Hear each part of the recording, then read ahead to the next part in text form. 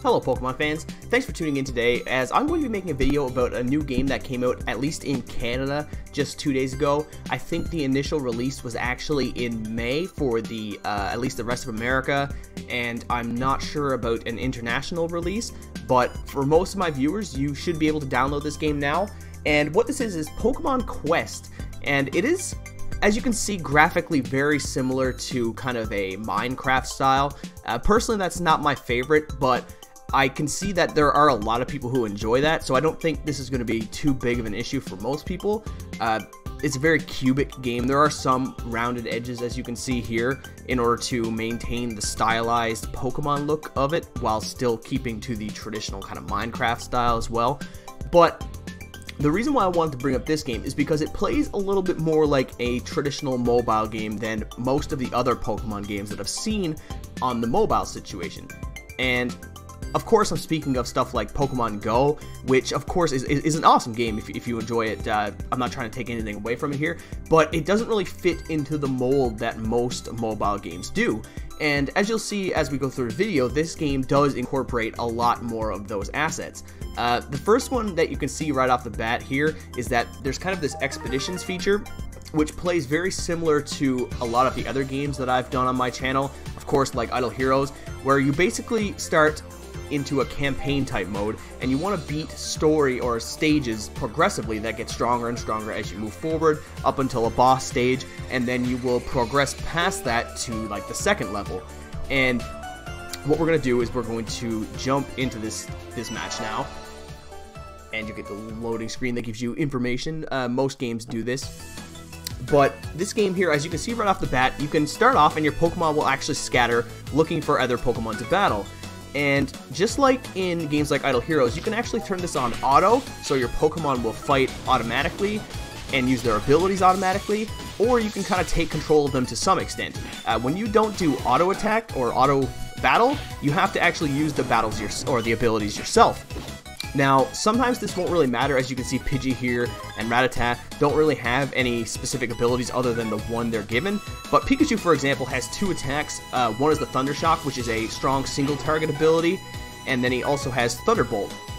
And Thunderbolt is a more AoE centered ability. So if you're playing this game yourself and not using the auto command, you can have much better results.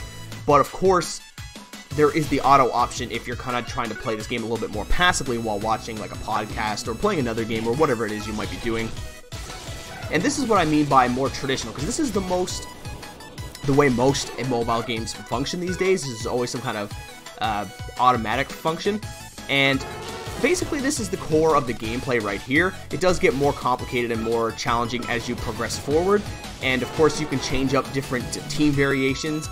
When you go into a specific expedition level, there's an element that you can use that will allow you to gain a bonus. So if you bring fighting Pokemon into a fighting level, they get a power advantage, and so on and so forth. And as you can see up on the top right here, there are basically 4 waves. We're on the 3rd wave of opponents now, and as we make progress toward the last wave, the enemies will get stronger, and then the last wave will actually be a boss fight. So what we're looking now is just basically taking down these fodder enemies. They have these little drops that you see here. That one just came up with like a blueberry or something like that. Hard to tell with the pixel or the square kind of graphics. And in this case, this boss is going to be a Pidgeotto with 3 Pidgeys. So as with most fights, you just want to use the abilities of Pidgey and Rattata, because that's the only thing they can do. With Pikachu, I'm just going to be using his AoE ability until the smaller enemies are defeated, and then you can use Thunder Shock to make quicker work of the single target enemy that's much stronger. And as you can see, even though this game is only just starting, my team is actually having quite a hard time with this boss. And of course, I didn't really have to do much, but considering this is the first stage, my Pokemon actually came pretty close to getting beaten. And the boss drops one of these things here. I'll explain that in a little bit more detail. It's like a power-up module that you can put onto your Pokemon that keeps it a little bit more in-depth to add more strategy.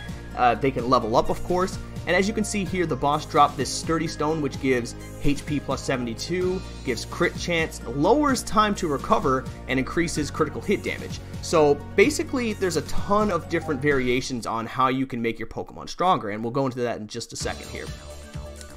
You can always go back to your... Everything seems to be fine. Okay, so let's just skip this for now because you guys can read that as you guys are playing through. But we can go back to base camp, and we can actually modify our Pokemon. Alright. And you guys can, like I said, you guys can read the tutorial stuff. Would you like to check it out? No, we're not going to bother with that right now. But you can go to your team, and you can add those little things like I was saying here. Let's get this done. Oops, sorry, this is actually the wrong screen.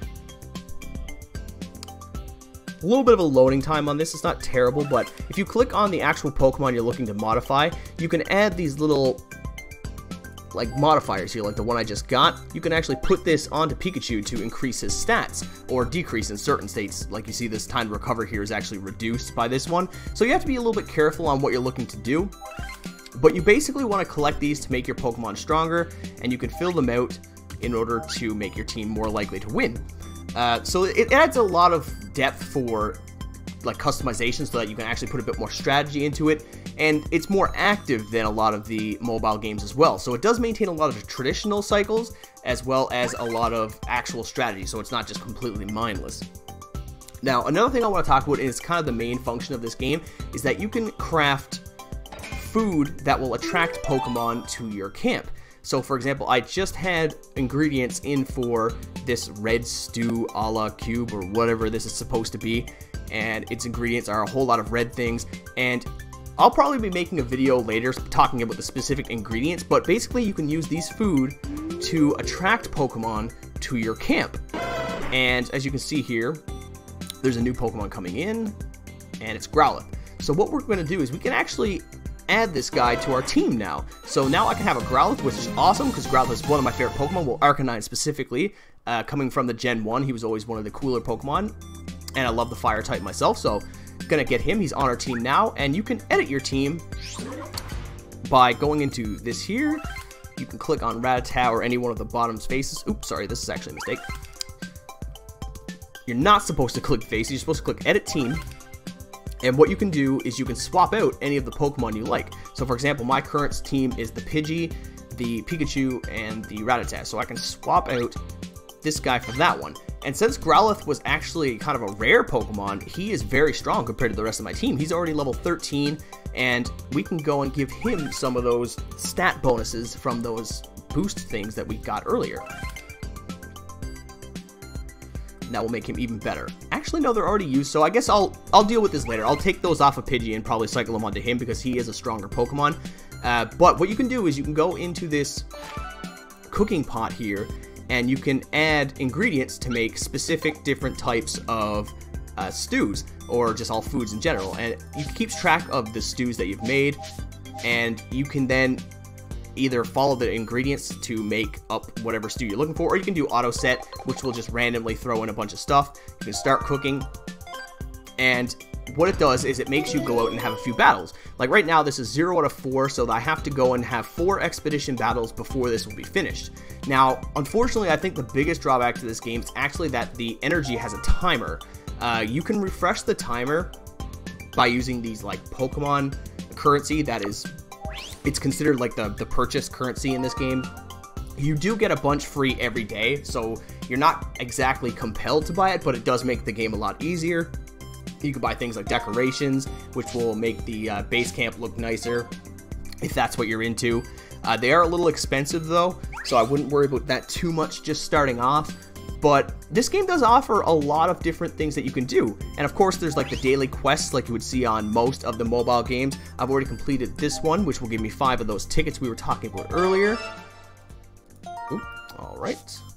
As well as I can get 5 of these recharges. Now, this is where it kind of makes up for having that energy meter, is that you can, when you're playing in the early game, get a bunch of these. Now, one thing I would recommend is try not to stack them up like I did. Right now, I have 9 out of 5, which means that the battery is actually not recharging, and that's not good, because you want your battery to be recharging as much as possible so that you're getting the maximum usage of your energy. So if you get a token that gives you 5 energy, try to make sure to deplete all of your energy before you accept it, so that way when you do get it, you'll be at 5 of 5, and while your battery won't be recharging for that main instance, you can go do an expedition and start the recharging fairly quickly, instead of like right now I'm going to have to do 5 more missions before I can actually get my recharge to start. So this is not optimal if you're talking about maximizing your energy potential, but this was just for demonstration, so I'm not too worried about that. But anyway, guys, I know this is a bit of a steer from my regular Idle Heroes content, but I always want to dip out into some other new games, especially Pokemon. I've always been a big fan of Pokemon anyway, so let me know what you guys think, and don't worry, I will be back to Idle Heroes very shortly. I'm going to be making 2 new videos in this next week coming about Belrain and then about Mim specifically, so look forward to that. I will be back on the Idle Heroes content. But if you enjoy this game, let me know in the comments below. And if you have any suggestions about like things that other people can do to increase their value of playing this game, post them and share with us, as I might make a few more videos about this depending on how the community reacts. It's always hard to say because where this channel is specifically centered around Idle Heroes, generally any content that's not Idle Heroes gets downvoted pretty bad. So we're going to have to make a judgment call, and we'll see how it goes moving forward. But anyway, guys, as always, thanks for watching and have a great day.